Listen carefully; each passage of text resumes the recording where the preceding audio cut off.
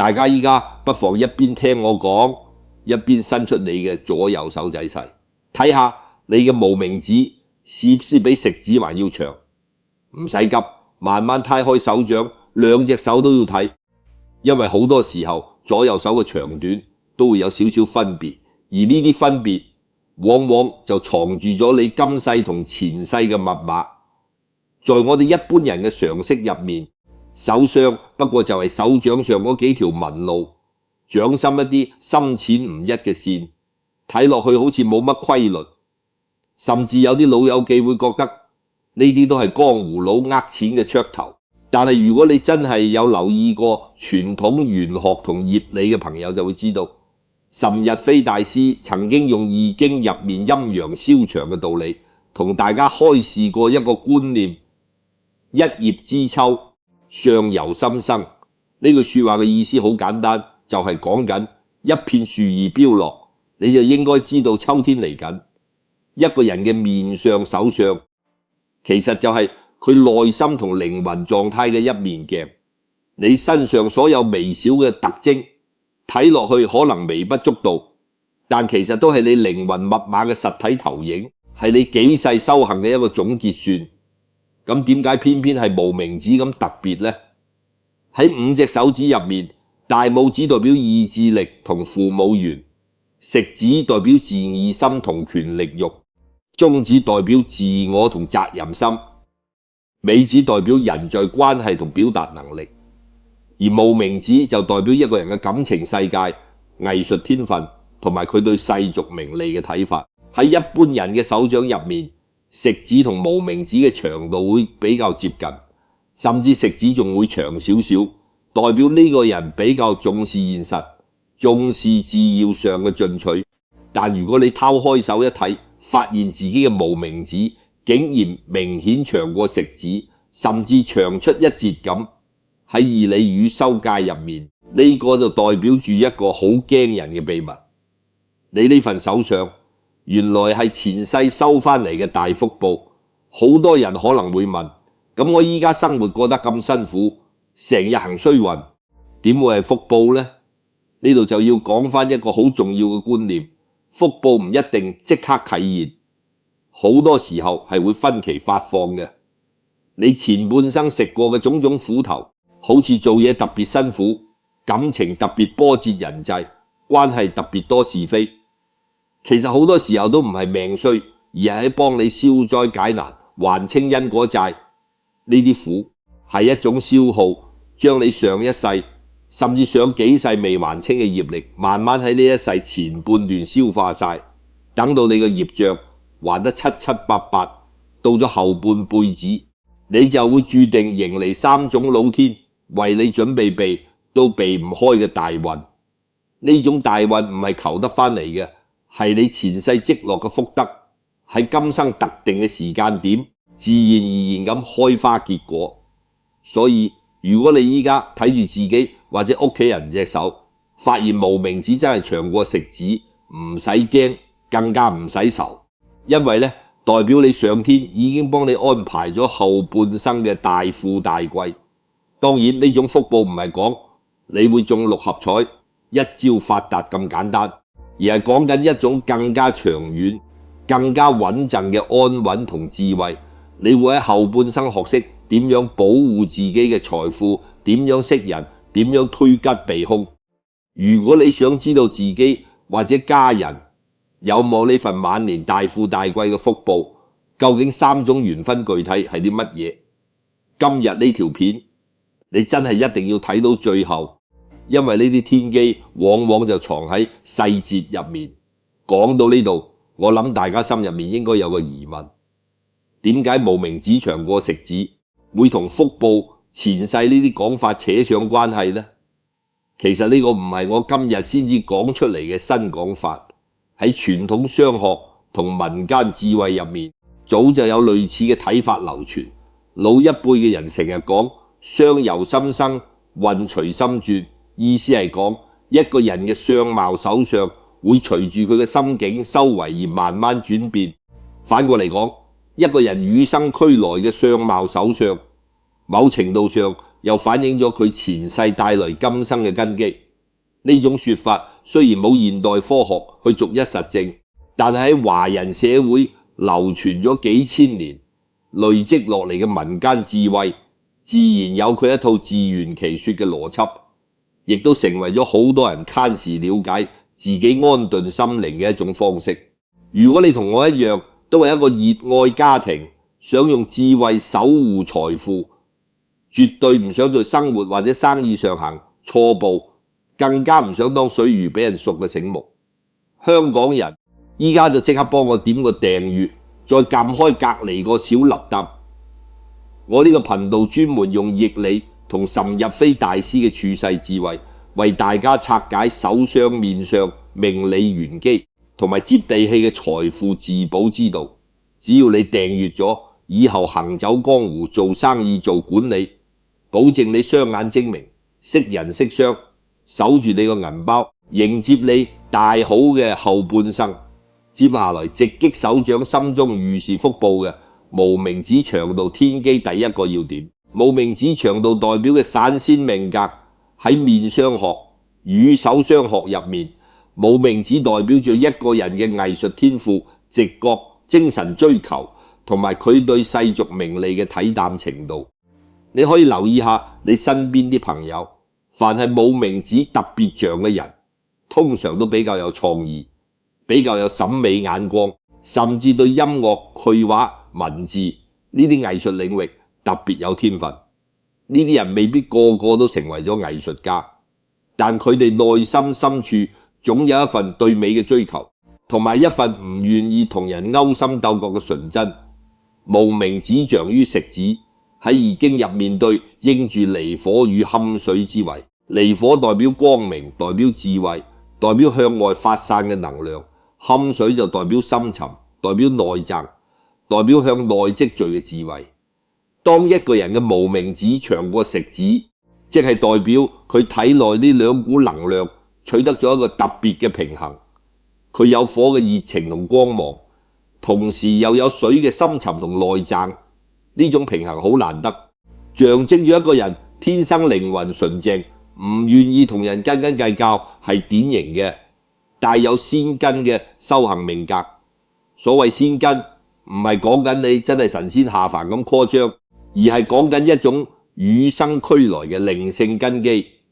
有仙根嘅人通常都有幾個共通點：第一，佢哋對物質嘅慾望比較低，唔會成日為咗爭多一層樓、多一部車而去傷天害理；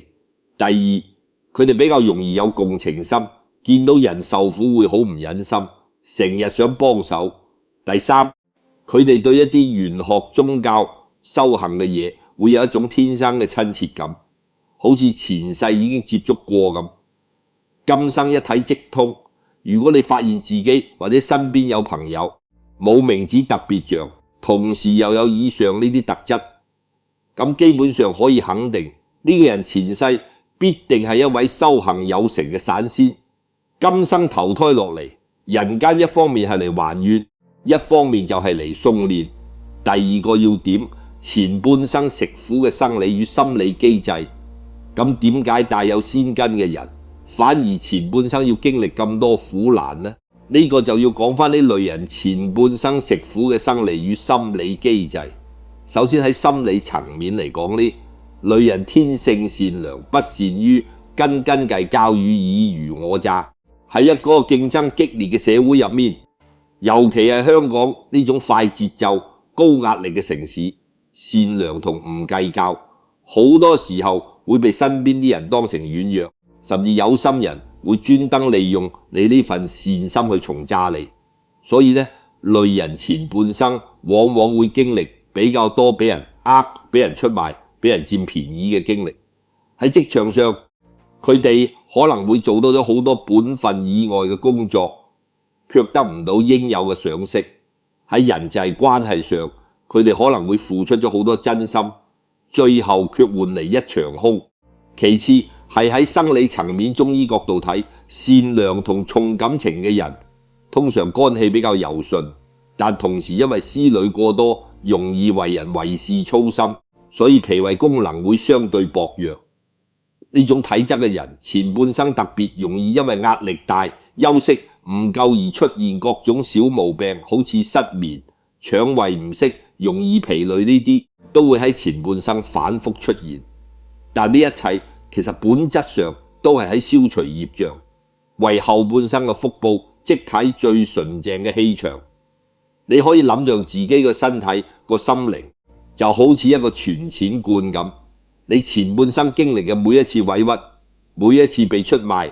每一次辛苦付出而冇回報，其實都係喺幫你清繳前世遺留低嘅債務。等到你個債務還清晒，你個存錢罐入面就會剩翻最乾淨最純粹嘅福德，而呢啲福德就會喺你嘅後半生轉化成為實實在在嘅好運。呢個道理其實同好多傳統修行嘅講法都好吻合。你有冇發現好多得道高僧、修行有成嘅長者，佢哋年輕時嘅經歷往往都好坎坷。佛家講無劫，就係講緊一個人要經歷各種磨難先至可以修成正果。所以如果你依家正處於人生嘅低谷，工作唔順、感情唔順、屋企有多事，先唔好灰心，因為你可能正處於護劫嘅階段。只要捱得過呢一關，後面等緊你嘅就係更加廣泛、更加安穩嘅人生。聽完無名指俾食指長，竟然係帶有先根前半生注定要先苦後甜嘅天機。我想問下大家，你哋即刻望下自己嘅手掌，無名指係咪真係長過食指？你前半生是否也常因為心軟、重感情，結果到人際關係上刺又不少啦，甚至被好朋友出賣過？有嘅話請在下方留言區打出對號入座4個字，一齊探討下。第3個要點，如何分辨真正嘅先根手相同？一般巧合講到呢度，可能有啲細心嘅老友記會問，咁會唔會有啲人手相唔多標準，但係都誤以為自己有先根呢？呢度我哋要教大家一個小小嘅分辨方法。真正帶有先根嘅無名指長手相，通常有以下幾個特徵。第一，無名指長過食指嘅幅度要明顯，起碼要一隻手指嘅1節以上。如果只係差極少少，可能就只係普通嘅手相變化，未必有太特別嘅意義。第二，除咗無名指長以外，先根命格嘅人通常掌心紋路會比較清晰深刻，代表佢哋思慮清明，心地善良。第三，佢哋嘅感情線通常會比較長，而且彎曲，代表佢哋重情重義，容易為身邊人付出。如果3個條件都滿足，咁就可以更加肯定，你確實係前世修行有成，今生帶住先根投胎嘅有福之人。當然，就算唔完全滿足，都唔代表你冇福報。因為每個人嘅福報表現方式都唔一樣，最緊要嘅係你要相信自己前半生嘅辛苦冇白捱，一定會有回報嘅一日。第4個要點，先根命格與家族因果嘅關係，除咗個人層面，先根手相仲同家族因果有密切關係。喺傳統嘅睇法入面，一個家族入面如果出咗一個先根命格嘅人，其實往往代表住呢個家族祖上積落嘅陰德，透過呢個人嘅身體嚟呈現。換句話講，你之所以有呢份福報，唔單止係你自己前世收翻嚟，仲有可能係祖先積落嘅福蔭，透過你嘅手相體現出嚟。咁作為一個帶有先根命格嘅人，除咗要感恩自己嘅前世修行，仲要感恩祖先嘅庇佑。喺日常生活入面，可以透過清明重陽、拜山祭祖。平時喺屋企拜祭祖先牌位嘅時候，多啲講聲多謝，感謝祖先嘅庇佑，甚至可以為祖先做啲善事回向，咁樣先至可以令呢份福報延續得更長更遠，甚至福蔭到下一代嘅子孫。講完咗先根命格嘅前因後果，依家我哋就正式講返呢3種你後半生注定避唔開嘅緣分。第一種緣分，逢凶化吉嘅貴人緣，第一種緣分。就係逢凶化吉嘅貴人緣。呢種人喺後半生，每當面臨危機，冥冥中總有神明或者祖先庇佑，喺關鍵時刻會有真正嘅貴人出現，拉你一把，助你化險為夷。咁乜嘢叫做真正嘅貴人呢？貴人唔一定係有錢有勢嘅人，有時候可能只係一個陌生人嘅一句提醒，一個舊同學突然打嚟嘅一個電話，甚至係一個素未謀面嘅醫生、律師、會計師，喺你最需要嘅時候俾咗你一個關鍵嘅意見。先根命格嘅人前半生因為經歷過咁多波折，所以佢哋對人性其實睇得好透徹。去到後半生，佢哋反而會有一種特別嘅直覺，可以分辨到邊個係真心待佢好嘅貴人，邊個係包裝成朋友嘅小人。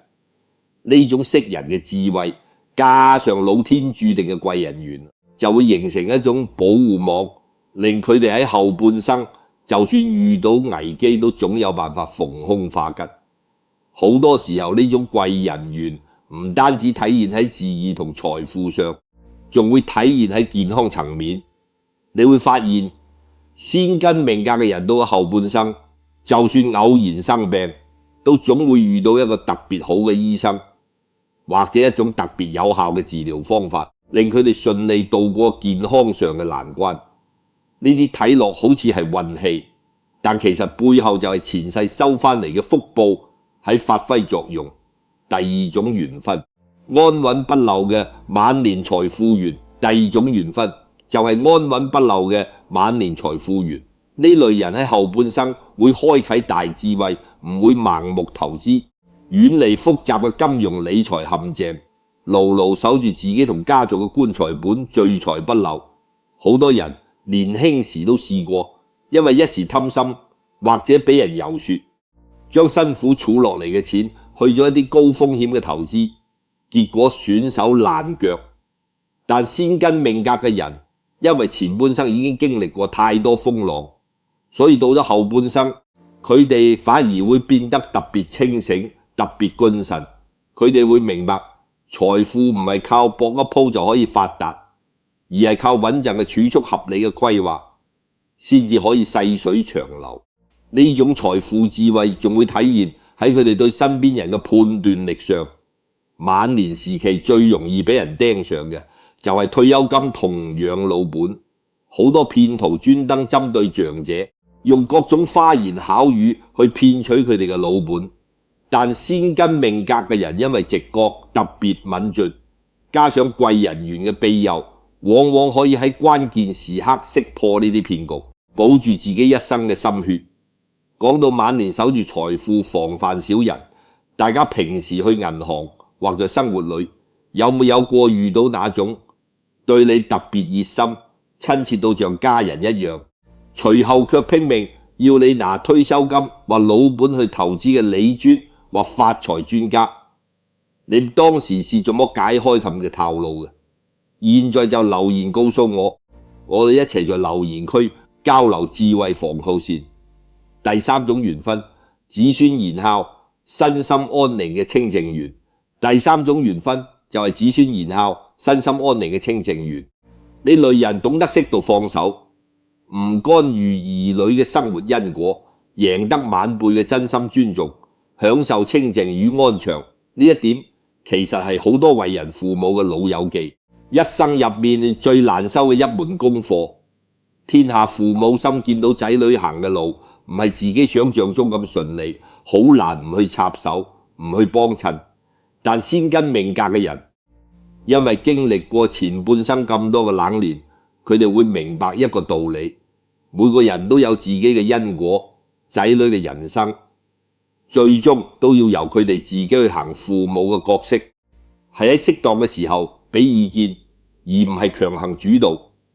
正正因為咁樣嘅睇透，先根命格嘅人喺教養仔女上反而會有一種獨特嘅智慧同分寸。佢哋唔會成日擔心呢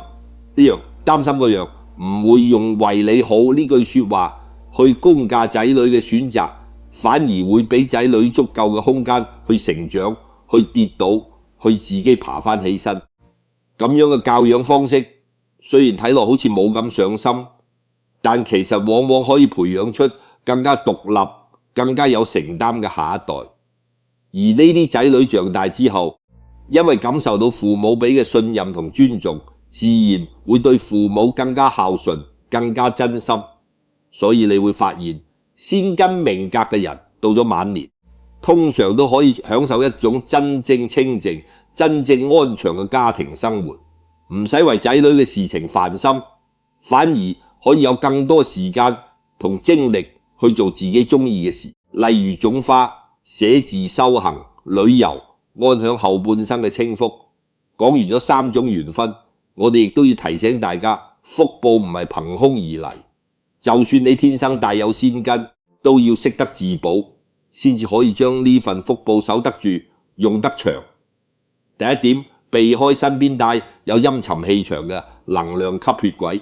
喺日常生活入面，我哋難免會遇到一啲特別消耗人嘅相處對象。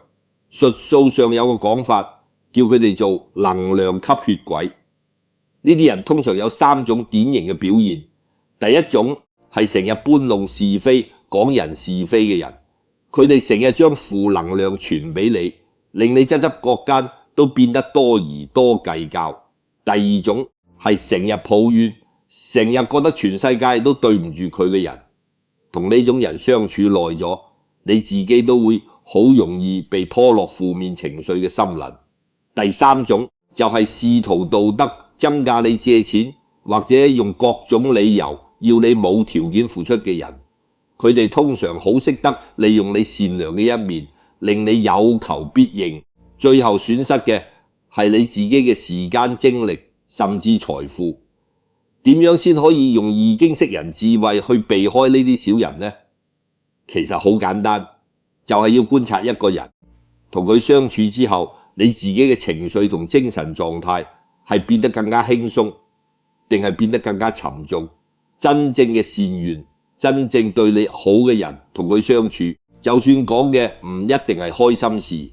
你嘅內心都會感受到一種平靜同安定。相反，如果一個人每次同你傾完偈之後，你都覺得好攰、好煩躁，甚至有一種被掏空嘅感覺，咁基本上就可以判斷呢個人對你而言就係一個消耗你能量嘅存在。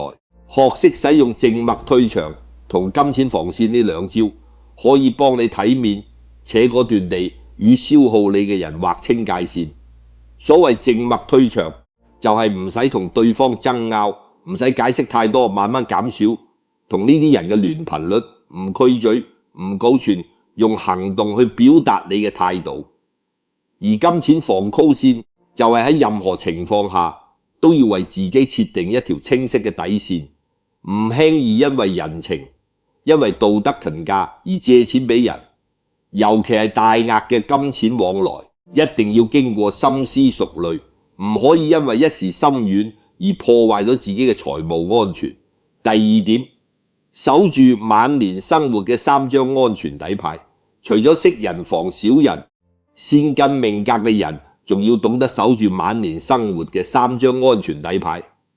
第1張底牌係老本，所謂棺材本，就係你一生積落嚟嘅儲蓄同資產，呢啲錢絕對唔可以輕易露底，更加唔應該提前過戶俾任何人，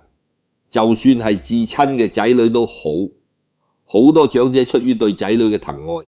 會將自己層樓、自己嘅儲蓄提早轉俾仔女，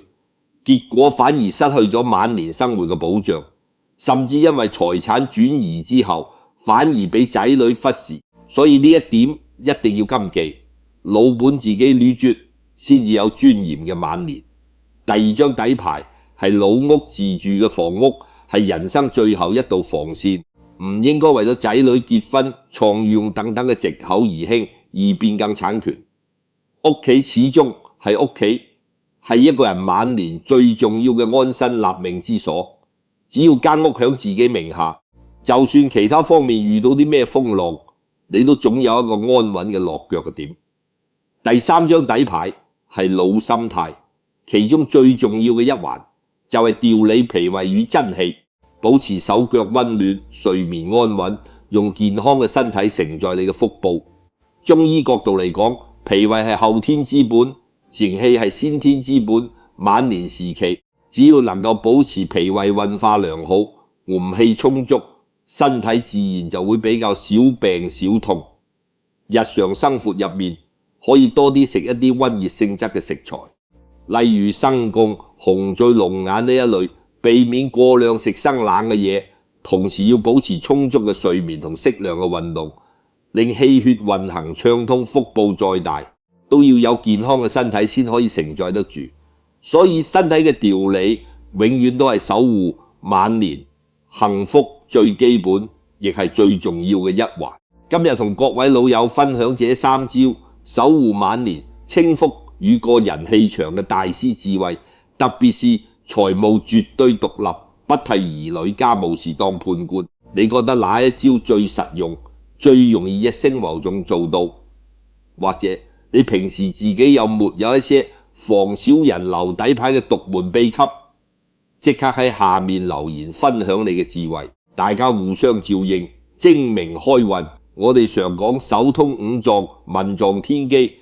身體特徵嘅變化，本質上就係你內心修行同臟腑氣血嘅折射。只要我哋喺後半生堅持修心，積累陰德，做好自保，你嘅晚年注定大富大貴，福澤嚴密。精明嘅香港人，理財開運，處事修心，最緊要安全第一。如果你覺得今日呢條片幫到你認清咗手掌、腸道與前世腹部嘅秘密，甚至可能幫你揾到咗晚年自保與守護財富嘅方向，記得幫我點讚、訂閱並分享給身邊需要呢份開運智慧嘅親戚朋友，功德無量。我哋下期見。